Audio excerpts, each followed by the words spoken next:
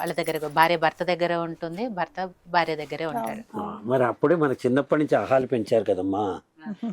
మగపిల్లాడమ్మో పెళ్ళైన దాకా ఆహాన్ని పెంచుతారు. నువ్వు పెద్ద భార్య చీరలు మడతేస్తావు రే, నువ్వు పెళ్ళం మాట వింటావురా రే, నీకు పెద్ద గయ్యాడి పెళ్ళం వస్తుందిరా రే, నీ పెళ్ళం అంటే వీడు పెళ్ళం అంటే ఒక కామెడీ క్యారెక్టర్ లాగా, పెళ్ళం అంటే ఒక గయ్యాళి దానిలాగా, పెళ్ళం వస్తే నేను పెళ్ళం చేతిలో కీలు బొమ్మ అయిపోతాను అని అనే ఒక ఇంప్రెషన్ మన ఇంట్లో ఉన్న పెద్దవాళ్ళే క్రియేట్ చేస్తారు. ఇన్స్టెడ్ మదర్ కనుక రేపు నువ్వు నాకు ఇక్కడ పని చేయకపోతే మీ భార్యకి హెల్ప్ చేస్తావరా అని ఇట్టా నేర్పిస్తే వాడు అలా ఆలోచిస్తాడు. ఇక పెళ్ళైనప్పటి నుంచి అవతల పక్క మొదలవుతుంది. నీకేం కర్మ వండటానికి, మీ అత్తగారు ఏం చేస్తుంది, నీకేం కర్మ అతను ఏం చెప్తే వినడానికి, తక్కువైంది నీకు ఉద్యోగం ఉందిగా ఇదివరకు అమ్మా సర్దుపో అమ్మా అని చెప్పారు తల్లి, ఇప్పుడు సర్దుకురా అమ్మా అని చెప్తున్నారు. కరెక్టే. ఏంటమ్మా అది? ఇప్పుడు నేను ఎప్పుడు చెప్పే మాట ఒకటేనమ్మా, వాళ్ళిద్దరు వాళ్ళ బతుకు వాళ్ళు బతకనివ్వండి. కొట్టుకోనండి, తిట్టుకోనండి, కావలించుకోండి, హనీమూన్ పోండి, ఐస్ క్రీమ్ తినండి, కొట్టుకు చావండి, ఏమన్నా చేయండి, మళ్ళీ వాళ్ళు కలిసిపోతారు కదా. మనం ఎవరు పక్క క్యారెక్టర్లు, సపోర్టింగ్ క్యారెక్టర్లు, తల్లైనా తండ్రి అయినా ఎవడైనా కానీ వాళ్ళు హీరోయిన్లు కదా, వాళ్ళు చేయండి. అందుకే మేము చెప్పే స్పష్టంగా చెప్తాం. ఇప్పుడు పేరెంటింగ్ అంటే మనం కారులో ఉన్న స్టెఫ్నీ లాంటి వాళ్ళు, వాళ్ళ కాళ్ళ మీద వాళ్ళు పరిగెత్తనిస్తూ ఉండాలి టైర్ల మీద. ఎప్పుడైనా పంచర్ అయ్యి ఒక కష్టం వచ్చింది అనుకోండి, కాసేపు వాళ్ళు తోడుగా ఉండి సపోర్ట్గా ఉండి ఆ పంచర్ అయ్యగానే తిరిగి మళ్ళీ డిక్కీలో పడుకోవాలి. వాళ్ళు అడిగితేనే సలహాలు చెప్పాలి. అది కూడా ఫస్ట్ సర్దుకుపోమ్మా అని చెప్పాలి, అండర్స్టాండ్ చేసుకోవాలి. అందుకే మేము బిలీవ్ చేసేది ఏంటంటే అమ్మా, వెడ్డింగ్ ఎంత ఘనంగా చేస్తున్నారు, ప్రీ వెడ్డింగ్ కౌన్సిలింగ్లు అంత ఘనంగా చేయించాలి. పెళ్ళికి ముందే ప్రతి తల్లి ప్రతి తండ్రి, ఇద్దరు తల్లిదండ్రులు, అటువాళ్ళు ఇటువాళ్ళు పిల్లల్ని కూర్చోబెట్టి భర్త మనస్తత్వం ఇది, భార్య మనస్తత్వం ఇది, మీరిద్దరు ఒకళ్ళు తాళం అయితే ఒక చెవి, ఇద్దరు కలిస్తేనే లాక్ ఓపెన్ అవుతుంది, ఇద్దరు విడివిడిగా ఉంటే ప్రాబ్లం అలాగే ఉంటుంది అని చెప్పే తల్లిదండ్రులు చెప్పాలి కదమ్మా. ఎక్కడమ్మా ప్రీ వెడ్డింగ్ షూటింగ్లుట, అక్కడికి వెళ్తే లక్షల రూపాయల ఖర్చులు, భార్యాభర్త ఇద్దరి మీద ఫోటోగ్రాఫ్లు, మా పెళ్లి కూతురుతో పాటు తల్లి వస్తే బయట నుంచోమని చెప్తున్నారు. ఓ ఫోటోగ్రాఫర్ మాతో ఎలా షేర్ చేసుకున్నారంటే లాంగ్ బ్యాక్, ఎక్కడండి ఒక పెళ్లిలో ఫొటోస్ వాళ్ళు పెడతారు పెద్ద, ఇప్పట్లో వాటికి కూడా చాలా పెద్ద 6-7 lakhs ఖర్చు పెడతారు, వీడియోగ్రఫీ ఫోటోగ్రఫీ చేస్తారు. కానీ ఆ పెళ్లి అవ్వగానే వాళ్ళు డెలివర్ చేయరు కదా photos, it takes months together, like 2 నెలలు 3 నెలల తర్వాత కానీ ఇవ్వట్లేదు. ఆ 2-3 నెలల తర్వాత ఇద్దామని వెళ్తే వాళ్ళ ఫోటోలు మాకెందుకని, వీళ్ళ ఫోటోలు అప్పటికే విడిపోయి ఉన్నారు, వాళ్ళు కొట్టుకుని వస్తున్నారు. వీళ్ళకి ఇవ్వాల్సిన పేమెంట్ సంగతి దేవుడు ఎరుగు, ఫోటోలు నిజంగా జరిగిన విషయాన్ని వాళ్ళు అలా షేర్ చేసుకున్నారు. ఏమవుతుందంటే అమ్మా, అసలు పిల్లల్ని వాళ్ళు ఒక స్వచ్ఛతను కోల్పోనేలా చేస్తుంది. ఇక్కడ పురోహితుడి కంటే ఫోటోగ్రాఫర్ డామినేట్ చేస్తున్న పెళ్ళిళ్ళ వ్యవస్థ.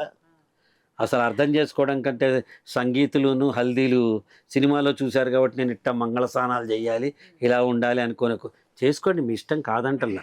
అన్ని వాట్ యు కాల్ మీకు సెలబ్రేషన్స్ అంతా చేసుకోండి, కానీ లైఫ్ ఈజ్ ఎ సెలబ్రేషన్ కదా. Marriage is not a 2-day function or 3-day function, it's a life long celebration. మీ ఇద్దరం we are celebrating 36 years of togetherness. కలిసి ఉన్న అన్యోన్యాన్ని 36 ఏళ్ల నుంచి ప్రతిరోజు మేము సెలబ్రేట్ చేసుకుంటున్నాం. అలాగే మీ పెళ్ళైనప్పటి నుంచి మీరు సెలబ్రేట్ చేసుకోవాలి, ఎవరికి వస్తే వాళ్ళు సెలబ్రేట్ చేసుకోవాలి కదమ్మా. అదేదో 2 రోజుల ఫంక్షన్ ఏంటో దాని ముందరే ఇట్లా పెట్టుకోవటాలు, ఇలా జీవితాంతం ఇలా పెట్టండి. అదే కాదు, ఇప్పుడు ఎవరు అఫెండ్ అవ్వాల్సిన అవసరం లేదు, ఈవెంట్స్ అన్ని చేసుకోవచ్చు, సంగీతులు హల్దీలు అని. అక్కడ ఎలాగైతే ఒక కొరియోగ్రఫీ చేసుకుందామో, మన కాస్ట్యూమ్స్ దగ్గర నుంచి మ్యాచింగ్, సంగీత్లో కానీ వీటిల్లో కానీ కాస్ట్యూమ్స్ దగ్గర నుంచి మ్యాచింగ్ ఎలా చేసుకుంటున్నామో, మన ఐడియాలజీ మ్యాచ్ అయిందా లేదా అని ఫస్ట్ చూసుకోవాలి. పెళ్ళి అయిన తర్వాత, ఈ మత్తు వదిలిన తర్వాత అప్పుడు రియాలిటీ వస్తుంది. పెళ్ళి అయిన తర్వాత నేను ఇక్కడ ఇండియాలో ఉందాం అనుకున్నానంటే నేను అమెరికా వెళ్ళాలనుకున్నాను అలాంటి దగ్గర ఫ్రిక్షన్ వస్తే ఎంత కష్టం అవుతుంది. నాకు ఒక్క పిల్లాడు చాలు అంటే నాకు 2 కావాలి, బేసిక్ థింగ్స్ ఇన్ లైఫ్. అలాంటి అండర్స్టాండింగ్ లేకుండా, ఒక ఐడియాలజీ మ్యాచ్ కాకుండా జస్ట్ ఈ సెలబ్రేషన్లో ఇక్కడ మ్యాచ్ అయిందా లేదా చూసుకుంటున్నారు. 6 months కాకుండానే విడిపోతున్నారు. ఈ థర్డ్ పర్సన్ అంటారు కదా, be it be parents, be it be friends or colleagues, ఎవరైనా కానీ వాళ్ళ ఇంట్రూడ్ అవ్వడం వల్ల వీళ్ళిద్దరి మధ్య డిఫరెన్సెస్ ఎక్కువ వస్తున్నాయి. వీళ్ళిద్దరికి బేసిక్గా వచ్చింది ఈగో బ్లోట్ అయిపోవడము, ఒక క్లోజ్డ్ అప్రోచ్ వచ్చేయడము, ఓపెన్నెస్ లేకపోవడము, వీటన్నిటి వల్ల ప్రాబ్లమ్స్ వస్తున్నాయి. అట్లా ఇన్స్టెడ్ వాళ్ళకి ఓపెన్గా ట్రాన్స్పరెంట్గా ఇది లైఫ్ ఇలా ఉంటుంది అని చెప్పేవాళ్ళు కరువైపోయారు. ఇదివరకు రోజుల్లో అంటే జాయింట్ ఫ్యామిలీలు ఉండేవి, అమ్మమ్మలు ఏవో కాస్త మాట వినేవారు. ఇప్పుడు అది లేదు కదా, లేనప్పుడు ఇంకా కేర్ఫుల్గా ఉండాలి. మీరు అన్నట్టు ప్రీ వెడ్డింగ్ షూట్స్ కంటే ప్రీ కౌన్సిలింగ్ చాలా ఇంపార్టెంట్. చేయాలమ్మా. కౌన్సిలింగ్ అంటే ఇది పెద్ద సైకాలజిస్ట్ ఎక్కడికల్లా, ఇంట్లో ఉన్న పెద్ద కపుల్స్ మా లాంటి వాళ్ళు ఎవరో ఒకళ్ళు చుట్టాల్లో ఉంటారుగా, మేనమో ఓ బాబాయ్ ఎవరో, వాళ్ళతో కూర్చుని ఒక కప్పు కాఫీ తాగి, అమ్మ ఒక అద్భుతమైన పుస్తకం చదివాను తల్లి, men are from Mars, women are from Venus అని. ఆ బుక్లో ఏం చెప్తారంటే మగవాళ్ళు మార్స్ గ్రహం నుంచి వచ్చారు, ఆడవాళ్ళు వీనస్ గ్రహం నుంచి వచ్చారు. అంటే వాళ్ళు గ్రహాంతర వాసులు అని కాదు, వీళ్ళ మనస్తత్వాలు వేరు, వాళ్ళ మనస్తత్వాలు. ఇది మనం అర్థం చేసుకోవాలి కదా. వీళ్ళు సున్నితంగా ఉంటారు, లాలిత్యాన్ని ఉంటారు, ఒక మాట అంటే కళ్ళంబడి నీళ్లు తిరిగిపోతాయి వాళ్ళకి.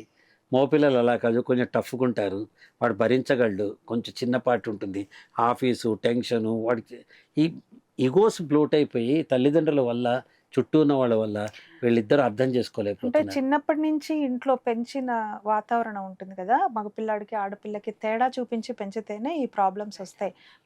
పని అనేది ఇద్దరికి నేర్పిస్తే, నేను లాంగ్ బ్యాక్ ఒక ఫిల్మ్ చూసానండి, ఇక్కడ షేర్ చేసుకుంటాను నేను.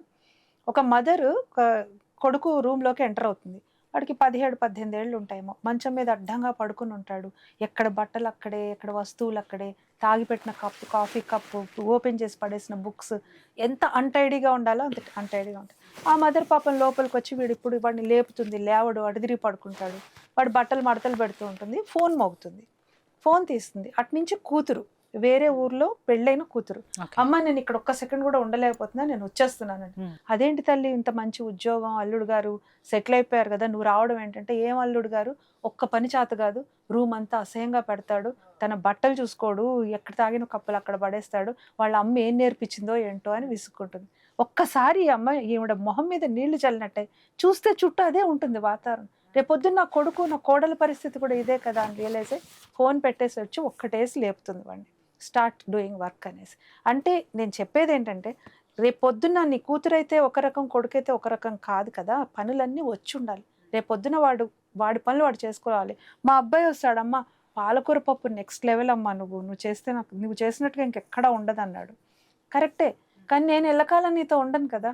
అది తర్వాత రేపు పొద్దున్న వచ్చే అమ్మాయో చేయాలని లేదు, నీకు కూడా రాకపోతే మళ్ళీ నీకు ఇట్లాంటి టేస్ట్ ఉండదు కదా. బెటర్ యూ లెర్న్ దిస్, నా దగ్గర నుంచి నేర్చుకో, అప్పుడు నువ్వు అమ్మ చేతి వంట ఎప్పటికీ మిస్ కాలేవు కదా. సో ఇలాంటివి నేర్పించాలండి పిల్లలకి. వాళ్ళు ఎంత బిజీగా ఉండని, ఎంత పెద్ద పొజిషన్లో ఉండని, ఎక్కడైనా ఉండని, వాళ్ళ పనులు వాళ్ళకి చేసే విధంగా నేర్పించాలి, ఆడపిల్ల అని మగపిల్లని తేడా లేకుండా. అప్పుడు వాళ్ళకు కూడా జీవించడం అనేది సులువు అవుతుంది. అంటే మీరు చెప్పేది మొత్తం భార్యాభర్తలు ఇద్దరు ఎంత అన్యోన్యంగా ఉంటే జీవితం అంత హాయిగా ఉంటుంది. మరి శ్రీరామనవమి వస్తే కావాల్సింది అట్లాంటిది కదా, దాంపత్యం, కాబట్టి దాని గురించి చెప్తున్నాను. అవునవును.